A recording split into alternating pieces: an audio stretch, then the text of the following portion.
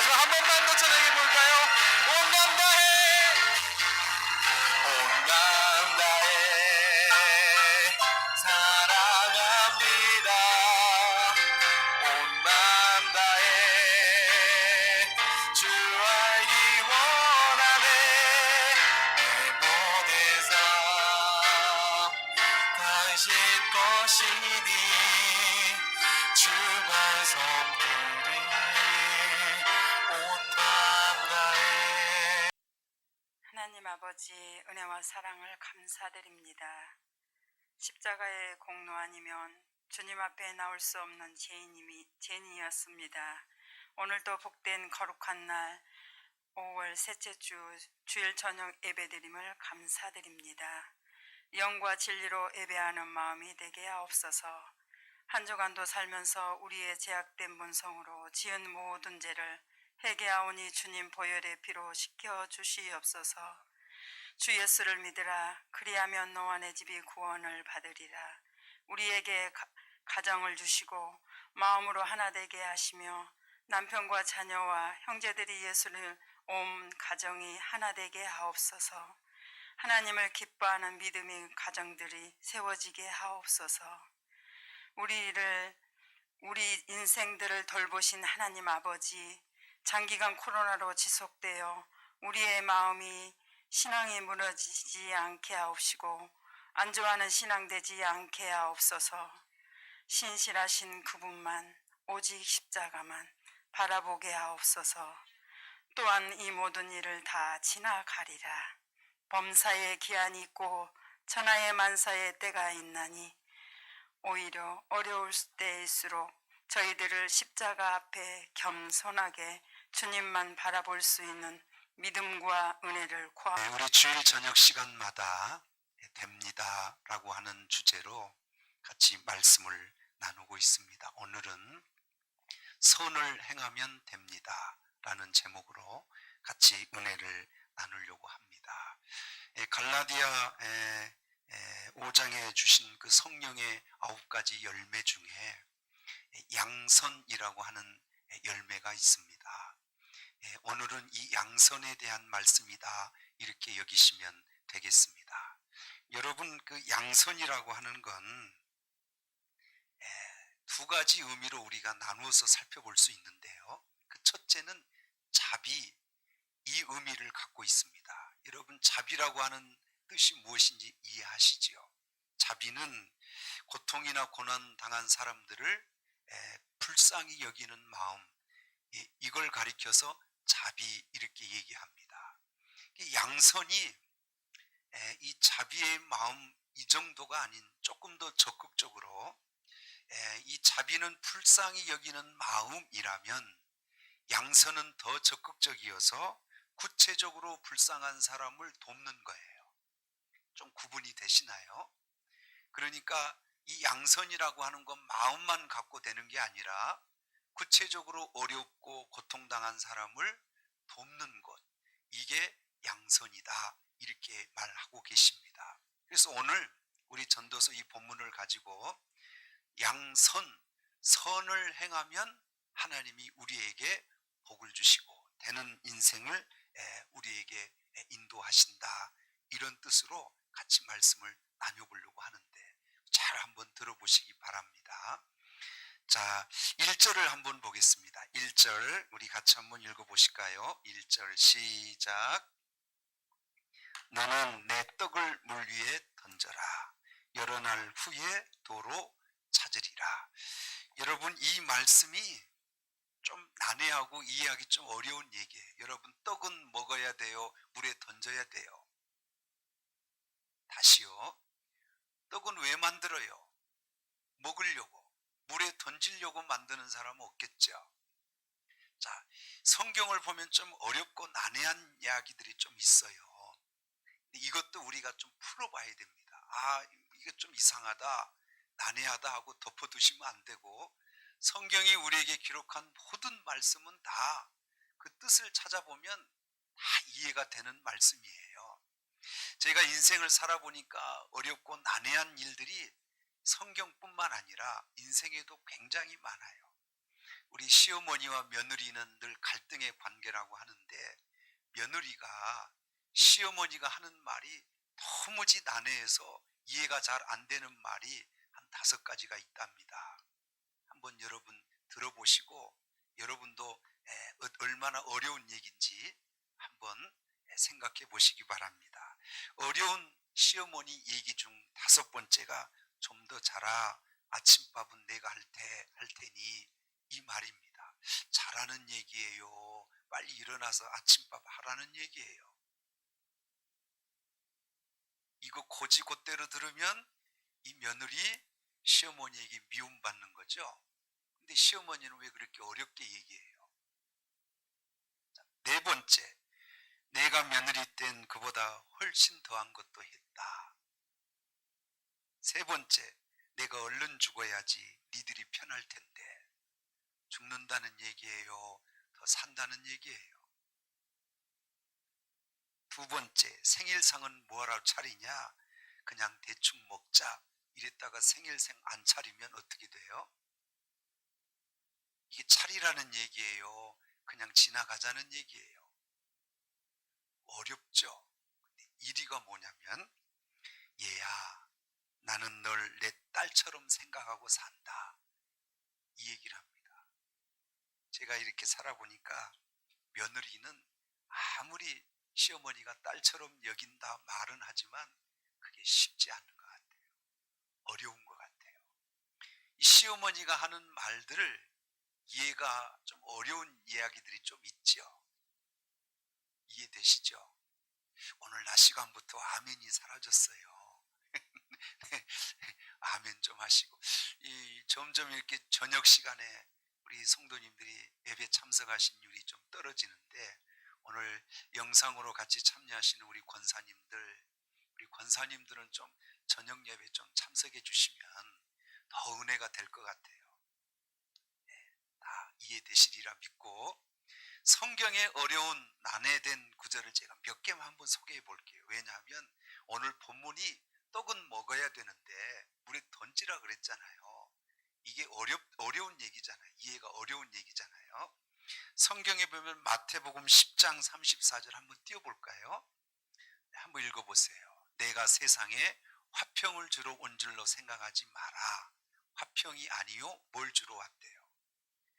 여러분, 우리 주님이 우리에게 뭘 주셔야 되는 거예요?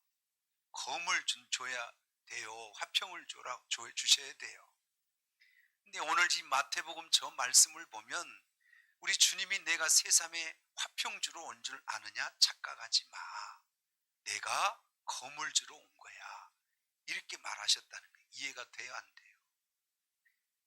저 말씀이 어떤 말씀이냐면, 우리 주님을 우리가 구원받아서 예수를 믿게 되면 가정이 평안해지는 게 아니라, 여러분도 아시죠? 핍박과 고난이 좀 오죠?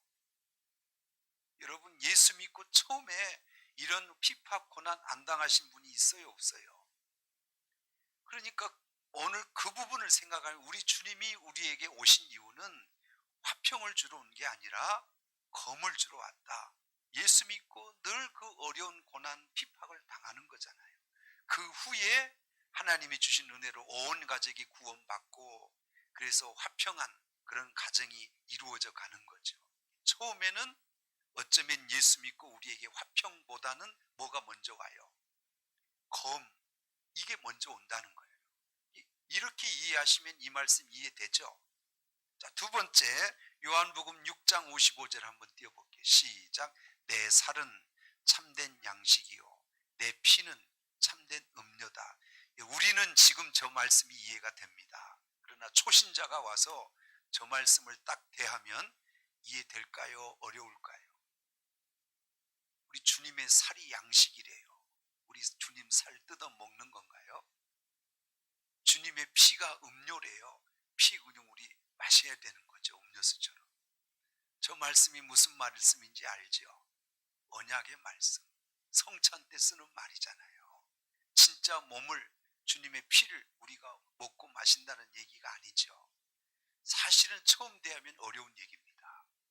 또 하나만 더 볼까요? 마가복음 2장 11절 한번 보겠습니다. 시작.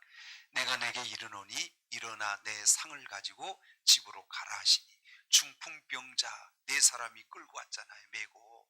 그래서 지붕을 뜯고 내려서 이 중풍병자를 치료하는 내용인데, 주님께서 이 네 사람 친구의 믿음을 보고 이와 같이 말하셨어요. 지금 중풍병자는 걸을 수 있어요, 없어요?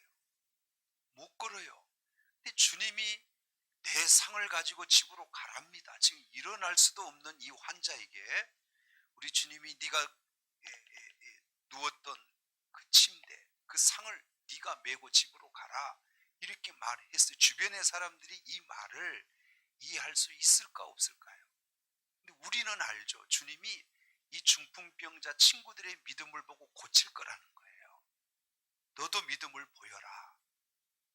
못 메고 가는 건 알지만 네가 하나님의 말씀에 믿고 행동하면 중풍병이 치료돼서 그 상을 메고 집으로 갈 수 있다는 거죠. 그러니까 믿음으로 보면 이 말씀도 이해가 돼야 안 돼요? 이해가 되는 거죠? 이제 본문으로 한번 가보십시다. 오늘 본문 1절 한번 띄워주시고, 너는 내 떡을 물 위에 던져라. 여러 날 후에 도로 찾으리라. 전도서는 누가 기록했어요? 저자가 누굴까요? 솔로몬. 솔로몬이 살던 시대가 어느 때냐면 고대 시대 중에 유브라데 강, 아니 나일강, 이런 강들을 중심으로 이제 이런 도시들이 건설되기 시작한 그런 쯤에 솔로몬이 살았던 사람입니다. 이 당시에 나일강이 가끔 이렇게 홍수가 나요. 홍수가 나면 물이 위에서부터 쭉 밑으로 흘러가잖아요. 여러분, 이 홍수 난 후에 저 밑에, 강 밑에 부분에는 흙들이 이렇게 쌓입니다. 그래서 삼각주를 이루어요. 여러분, 이 정도는 아시죠? 홍수가 나서 막 물이 쓸려 내려갈 때 뭣도 함께 쓸려가요? 흙들이 쓸려가는데 상류에 있는 흙들이 막 쓸려가서 어디 이렇게 모여지냐면 하루에 모여지거든요. 그러면 나중에 홍수가 끝나면 거기가 상류에 있던 흙들이 이렇게 모여있는 농사 지을 수 있는 땅이 하나 생기는 겁니다. 근데 이 땅이 굉장히 뭘 심으면 비옥해서 농사가 잘 된답니다. 거기서 풍작을 이루어요. 이때 솔로몬이 오늘 이 글을 쓰면서 떡을 거기다 던져라, 이 말은 떡이라고 우리는 그냥 받아들이시면 안 되고, 사실은 이게 씨입니다. 곡식 씨앗이에요. 씨앗을 홍수가 날 때 상류에 저기서 던지면 이 씨앗이 물을 따라 흙이 쌓이는 어디로 올까요? 그 하류 쪽에 삼각주로 그 흙이 쌓여요. 그때 무엇도 함께 거기에 심어질까요? 씨도 함께 심어집니다. 그러니까 그때는 씨를 뿌리지 않아도 돼. 어디다 이미 뿌렸어요. 상류에서 물이 내려갈 때 거기다 이미 씨를 던진 겁니다. 그게 흘러서 흙이 쌓인 이곳에 그 씨가 자연스럽게 심어져요.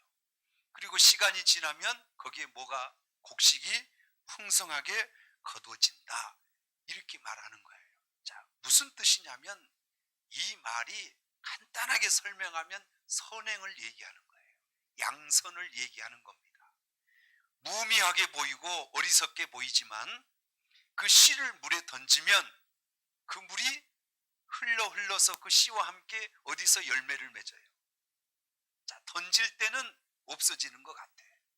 그러나 나중에 시간이 지나고 보면 던진 그 씨가 하루에서 큰 곡식의 열매를 우리에게 거둬준다는 거죠.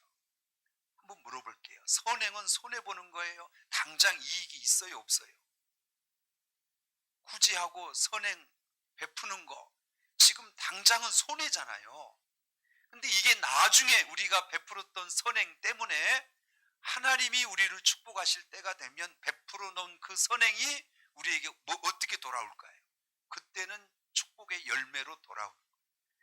물속에 씨를 던져버릴 때는 없어지는 것 같았지만 시간이 지나놓고 언젠가 가보면 거기에 우리가 뿌렸던 씨로 인하여 많은 것을 거두게 된다는 거죠. 아라비아 팍바드라고 하는 왕이 하나 있었어요. 왕자가 그때 한 9살 정도 되는 왕자가 있었습니다. 어느 날 이 왕자가 겁센 급류에 휩싸여서 이 나일강에서 떠내려갔어요.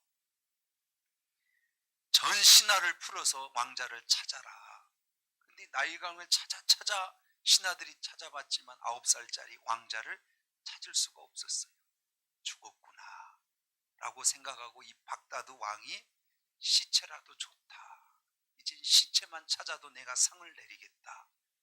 그래서 시체를 찾으러 갔던 신하들이 아무리 샅샅이 살펴보지만 왕자의 시체를 못 찾아요. 그리고 시간이 3주가 흘렀습니다. 3주가 흐른 후에 어떤 사람이 왕자를 찾았다는 거예요. 시체냐 살아있냐? 살아있다는 거예요. 그래서 왕자가 살아있다는 곳으로 가봤더니 홍수가 나서 급류로 막 떠내려갔잖아요. 근데 저 하류 어디 쪽에 움푹 솟아나온 어떤 바위가 하나 있었는데 그 바위에 몸이 걸쳐서 그 바위에 올라가 그 조그만 바위에 앉아 있는 겁니다. 근데 문제는 3주 동안 뭘 먹고 살았느냐? 이게 문제예요. 근데 이 왕자가 하는 얘기가 매일 저 위에서 주머니 같은 게 하나씩 떠내려왔다는 거죠. 그래서 풀어보면 거기 빵이 들어있었대요. 오늘날로 얘기하면 빵인데 그때는 떡 같은 거예요. 그래서 그걸 먹었다는 거예요. 또 다음날 보면 주머니가 하나 또 떠내려와. 그래서 그걸 또 먹었다는 거예요. 그렇게 해서 3주를 버티고 살았답니다. 왕이 궁금했어요. 이 떡이 주머니가 떠내려왔다면 위에서 던졌을까요? 밑에서 던졌을까요? 그래서 거슬러서 이 주머니를 던진 사람을 찾았어요. 모하메트 밭 하산이라고 하는 사람이었습니다. 저 위 상류 쪽에 사는 사람인데 잘 살지도 않는 초라한 집에서 사는 사람이에요. 당신이 주머니에 떡을 넣어서 던졌느냐 했더니 왕에게 제가 그랬습니다 하고 대답하는 거예요. 도대체 먹는 떡을 왜 강물에 던졌느냐 이렇게 했더니 뜻밖의 얘기가 제가 성경에서 배웠는데 떡을 강에다 던져라. 그러면 여러 날 후에 내가 도로 찾으리라. 이 말이 진짜인지 궁금해서 이 말씀을 확인하기 위해서 위에서 떡을 던졌다는 거예요.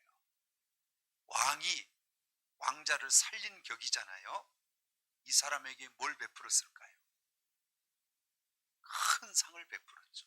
그럼 쉽게 말하면 이 성경 말씀이 그대로 이루어진 거예요? 안 이루어진 거예요?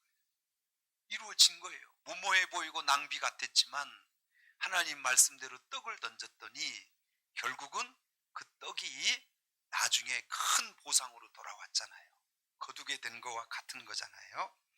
그러니까 여러분, 우리의 신앙이 뭐냐면 남들은 왜 그 선을 베풀고 구제하고 나눠주고 이걸 왜 하느냐? 자꾸 내 삶을 착같이 아끼고 또 아껴서 내 삶을 쌓아가야 그게 우리에게 남는 복이지 이렇게 말하지만 하나님은 그게 되는 인생이 아니라 오히려 불행한 인생이 된다는 거예요. 그럼 되는 인생은 자꾸 선행을 베푸는 인생이 되는 인생이다 이렇게 말씀하시는 거죠. 자, 요한계시록 22장 12절 한번 띄워보겠습니다. 한번 띄워보시지요. 자, 읽어보실까요? 시작. 보라, 내가 속히 오리니 내가 줄 상이 내게 있어 각 사람에게 그가 행한 대로 모하리라. 갚아주리라. 하나님께서 우리에게 말씀하신 행하라 하신 말씀 중에 성경을 여러분 가만히 보시면 자꾸 받아라 받아라 하는 말씀이 많아요. 주라, 나누라, 베풀라 이런 말씀이 많아요. 만약 저와 여러분이 하나님을 안 믿었다면 선행을 베풀고 살기가 쉽지 않아요. 왜냐하면 세상이 각박한 겁니다. 하나님은 참 이상해요. 나눠줘라, 주어라, 선행을 행하라. 이건 다 낭비하고 나눠주는 거잖아요. 근데 하나님은 주라 그러면 내가 너에게 주리니 흔들어 넘쳐서 안겨주리라. 우리 저번 시간에 한번 이 설교 드렸죠. 주는 게 남는 거예요? 받아야 남는 거예요? 그러니까 이 말씀은 하나님이 헤아리시겠다는 거예요. 내가 행한 대로 뭐 하신다? 갚아주리라. 선을 행하면 내가 베푼 것보다 더 우리에게 갚아주시겠다는 거죠. 이해되시죠? 갈라디아 6장 7절 우리 너무도 잘 아는데 한번 읽어볼까요? 시작. 스스로 속이지 마라. 하나님은 업신여금을 받지 아니하시나니 사람이 무엇으로 심든지 그대로 거두리라. 여러분, 말씀은 씨앗과 같아서 심으면 거둔다고 제가 몇 번 설명드렸지요. 그러니까 이 말씀은 하나님께서 내게 맞든 맞지 않든 하나님 그 말씀을 뿌리면 실천하면 반드시 하나님이 우리에게 그것을 거두어 주신다는 거죠. 선행을 베풀어서 불행한 사람이 있을까요? 없을까요? 한번 해보세요. 베풀면 하나님이 더 많은 것으로 우리에게 갚아주시는 거예요. 나눠보세요. 구제해보세요. 선행을 한번 실천해보세요. 반드시 하나님이 보고 계시니까 우리에게 더 많은 것들로 갚아주실 겁니다. 이게 오늘 우리에게 되는 삶이다 라고 가르쳐 주시는 거죠. 여기까지 이해되시죠? 자, 2절을 한번 보겠습니다. 자, 2절 한번 띄워볼까요? 자, 2절, 본문 2절입니다. 시작. 아니 본문 2절 시작. 일곱에게나 여덟에게 나누어 줄지어다. 무슨 재앙이 땅에 임할는지 내가 알지 못함이라. 자, 아까는 물에다가 떡을 던지라 그랬죠. 그래서 하류 쪽에서 그 씨들이 곡식으로 풍성한 열매를 거둔다 그랬는데 이거는 구체적인 게 아니라 좀 피상적이에요. 근데 2절은 좀 구체적이에요. 일곱에게나 여덟에게 나눠주라. 분명한 대상자가 정해졌어요. 이해되시죠? 7명이든 8명이든 네가 딱 정해진 저 사람들, 베풀어야 할 저 사람들에게 내가 나눠주라는 거죠. 그런데 저 뒤에 말씀이 좀 의미심장해요. 나중에 거두리라 이게 아니고 이번에는 무슨 말씀이에요? 2절 후반절 보면 무슨 재앙이 땅에 임할는지 내가 안다 모른다. 그러니까 너는 일단 뭐 해라. 가난한 자, 도와줘야 될 자가 있다면 먼저 베풀어라. 나눠줘라. 나중에 내가 무슨 일을 만날는지, 재앙을 만날는지 내가 모르기 때문이다 라고 말한 거예요. 자, 쉽게 제가 설명해 볼게요. 맹장에 걸린 한 소년이 있었어요. 6.25가 일어나기 전 그 시기였습니다. 가난해서 수술할 비용이 없었어요. 병원에 데려가서 맹장은 급히 수술 안 하면 죽는 거 아시죠? 의사의 바지를 잡고 제발 살려주세요. 하나밖에 없는 아들입니다. 우리는 가난해서 수술비가 없습니다. 좀 살려주세요 했더니 많은 의사가 있었는데 그중 한 사람이 마음의 감동을 받아서 내가 치료비를 댈 테니까 수술하십시다. 그래서 돈 한 푼 없지만 이 선행을 베푸는 이 의사 선생님 때문에 이 아이가 맹장 수술을 하고 살았어요. 그 후에 얼마 있지 않아서 6.25가 터졌습니다. 여러분 아시죠? 북한 공산당들이 이렇게 남한으로 쳐들어오면 제일 먼저 숙청하고 제거하는 대상들이 엘리트들, 배운 사람들, 목회자, 의사, 공무원 이런 사람들을 맨 먼저 잡아다 숙청하는 거 아시죠? 그 중에 굉장히 우선순위에 든 게 의사들이었습니다. 의사들을 다 잡아가서 총을 쏴서 죽이는 거예요. 이 의사도 그날 붙잡혔습니다. 그래서 앞에 세워놓고 총을 쏘아서 죽이려고 하는데 갑자기 어떤 어머니하고 어떤 아이가 막 뛰어나와서 이 사람은 죽이면 안 된다 하고 막 하소연을 하는 겁니다. 그래서 이 공산당들이 이 의사는 죽여야 돼. 왜 죽이지 말라 하는지 이유를 대봐. 그랬더니 이 어머니하고 이 아들이 이 의사는 가난한 사람들을 위해서 자기의 생활비를 베풀고 치료비가 없는 사람들에게 치료비를 내서 살려주는 가난한 사람들을 위해 살았던 의사입니다. 이 의사만큼은 죽이면 안 됩니다. 그래서 이 공산당들이 이 의사는 살려줬답니다. 자, 보십시다. 오늘 7에게나 8에게나 나눠줘라. 무슨 재앙이 이 땅에 임할는지 내가 안다 모른다. 그 근데 일단 베풀어 놓으니까 전쟁이 일어날 줄 이 의사가 알았어요, 몰랐어요? 몰랐습니다. 그런데 베풀어 놓으니까 죽음의 때에 그 여인으로 인하여 살게 되는지 우리는 이 미래의 앞을 알아요, 몰라요? 몰라요. 여러분 많이 베풀어 놓으십시오. 도울 수 있으면 많이 도와 놓으십시오. 우리 인생이 어떤 일을 만나는지 우리는 알아요, 몰라요? 모릅니다. 그러니까 하나님은 때가 되면, 기회가 되면 선행을 베풀어 놓으라는 거예요. 우리 인생이 한치 앞을 몰라. 제가 개척교회 하면서 이 지하실에서 교회할 때요, 우리 송석호 장로님, 지금은 이제 저희 교회 안 나오시지만 이분이 저희 교회 오셔서 열심히 섬기셨어요. 개척교회 여러분 아시죠? 모든 게 다 부족하고 해야 할 일이 많고. 근데 이 장로님이 그 당시에는 삶이 많이 어려워지셔서 오셨더라고요. 잘 나갈 때는 모 기업 부장님 정도 되니까요, 대단하셨었어요. 그 장로님이 와서 제 손을 잡고 어느 날 이런 얘기를 하시더라고요. 목사님, 제가 그렇게 잘 나가고 돈 있을 때는 왜 교회 건축할 마음이 없었을까요? 근데 다 그 많은 돈 다 이제 잃어버리고 이제 개척교회에서 와서 보니까 이렇게 어려운 개척교회를 돕고 건축하는 게 얼마나 귀한 일인데 이제는 목사님 제가 하고 싶어도 할 돈이 없어요. 이 말을 하시더라고요. 있을 때는 몰랐어요. 나중에 없어져서 깨닫고 보니까 있을 때 왜 못했을까 후회하시는 말씀을 하신 겁니다. 사랑하는 성도 여러분, 기회가 될 때 나눠주고 베풀어 보십시오. 그러면 언젠가 우리 삶이 어떻게 될지 모르지만 그러나 하나님께서 반드시 그것들을 더 많은 것들로 갚아주실 줄 믿습니다. 성경 하나 볼까요? 잠언 19장 17절 한번 띄워보세요. 읽어보시죠. 시작. 가난한 자들을 불쌍히 여기는 것은 여호와께 뭐 하는 거예요? 누구에게 구워주는 거예요? 그 가난한 자에게? 아니, 누구에게 구워주는 거예요? 여호와 하나님께 구워주는 거예요. 그 다음 그의 선행을 그에게 갚아주시리. 누가 갚아줘요? 내가 도운 그 사람이 나에게 갚아줘요? 하나님이 갚아줘요? 그러니까 우리가 하나님 앞에 선을 행하는 건 누가 다 받으시는 거예요.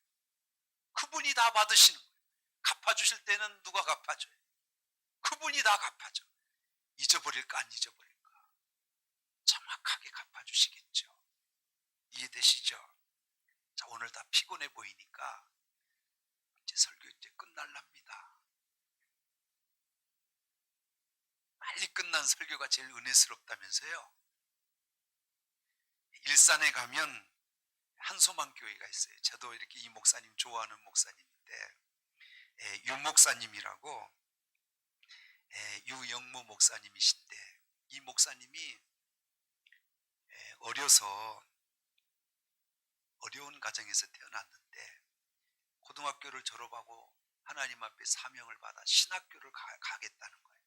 근데 동네 사람들이 똑똑한 네가 웬 신학교냐 하고 공무원 시험을 치어서 내 가정에 좀 도움을 줘라. 그래서 이 목사님이 신학교를 곧장 안 가고 공무원 시험을 치르기 위해서 일반 대학을 갔어요. 그리고 대학원까지 공부를 하셨습니다. 하나님이 얼마나 지혜를 주시는지 학비가 하나도 들지 않고 다 장학금으로 졸업했어요. 그리고 나서 신학교를 갔습니다.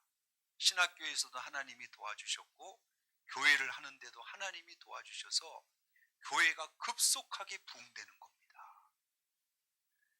그래서 이 목사님은 늘 그렇게 생각했다는 거예요. 내가 똑똑하고 내가 공부도 잘하고 목회도 잘해서 이렇게 그 부흥된 교회를 내가 섬기는구나 하고 어느 날 고향 시골을 가게 됐다는 거예요. 시골을 갔는데 예전에 어렸을 적에 같이 신앙생활했던 나이 드신 권사님을 한번 만나셨답니다. 이 권사님이 이 유목사님 손을 꼭 잡고 유목사님 교만하시면 안 돼요. 하나님이 이 목사님에게 이렇게 큰 교회를 부흥하여 섬기게 하신 것은 목사님이 똑똑해서 잘했기 때문이 아닙니다 하고 이런 얘기를 해주시더래요. 목사님이 이렇게 잘된 건 첫째, 할머니 어머니가 거지들을 잘 대접했기 때문입니다. 그러니까 이 할머니와 어머니가 불쌍한 사람만 보면 그냥 지나치지 않았다는 거예요. 꼭 어렵지만 그렇게 어려운 거지, 어려운 분들을 꼭 도와줬다는 거예요. 두 번째, 목사님이 잘된 이유는 시골 교회는 목회자들이 많이 거쳐가요. 이렇게 거기서 목회하다가 조금 잘 되면 도시 가요. 그래서 좀 은혜 받으면 또 도시 가고. 그러니까 시골 교회는 거쳐가는 교회들이 많아요. 목회자들이 많이 거쳐가잖아요. 권사님이 이렇게 말하셨어요. 시골 교회는 많은 목사님들이 거쳐가는데 너희 집안 어른들은 꼭 새로 오신 목사님들을 잘 섬겼다는 거예요. 호박이 열리면 호박을 따서 꼭 갖다 드리고, 송편 빚으면 가장 먼저 목사님 갖다 드리고, 한 번도 거쳐가신 목사님들을 마음 아프게 한 적이 없이 잘 섬겼다는 거예요. 그래서 유 목사님이 잘 됐다는 거예요. 세 번째, 평생 동안 너를 위해 새벽 기도하는 너희 어머님이 계셨다.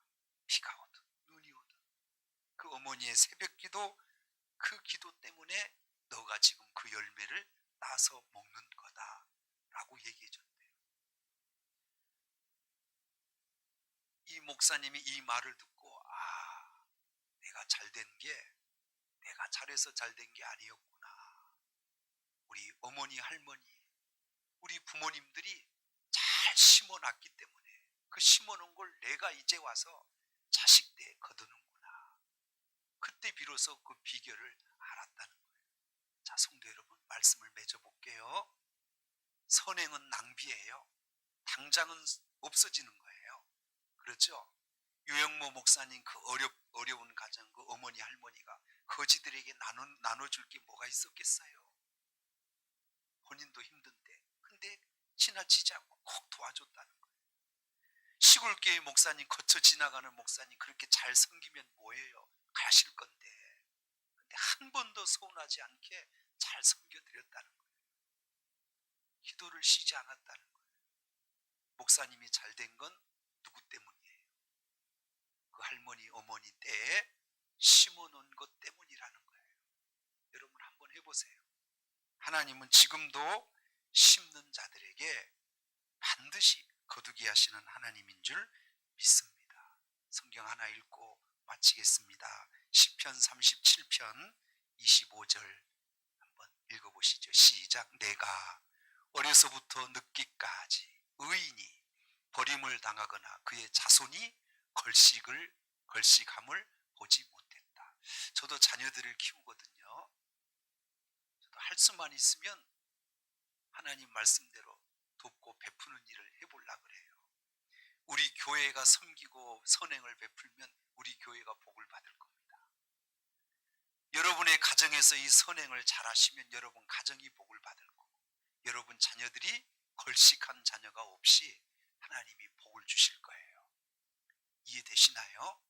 그래서 잘 되는 인생은 어떤 인생이느냐? 양선 선을 행하는 인생. 이 인생이 잘 되는 인생이다 라고 우리에게 교훈해 주셨습니다. 여러분의 인생이 당장만 보지 마시고 미래의 훗날을 기억하시며 많이 심고 선을 베푸시는 그런 가정 인생이 되셔서 나중에 더 많은 것들로 갚아주시는 하나님의 축복을 경험하시는 저와 여러분이 되시기를 주의 이름으로 축원합니다. 주님은 아십니다. 쓰러지고 넘어져도 위로할 자 내겐 없었네. 세상에서 버림받고 귀한 세월 방탕하다 아버지를 만났을 때 주님을 깨달았네. 기도드리겠습니다.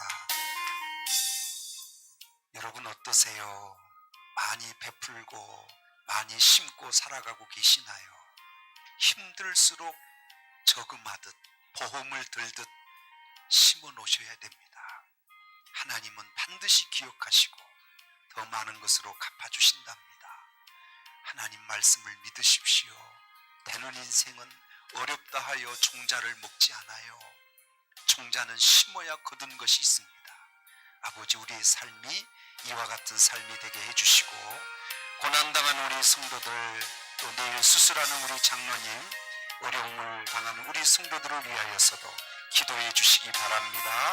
우리 다 같이 주님 한번 부르고 기도하겠습니다. 주여!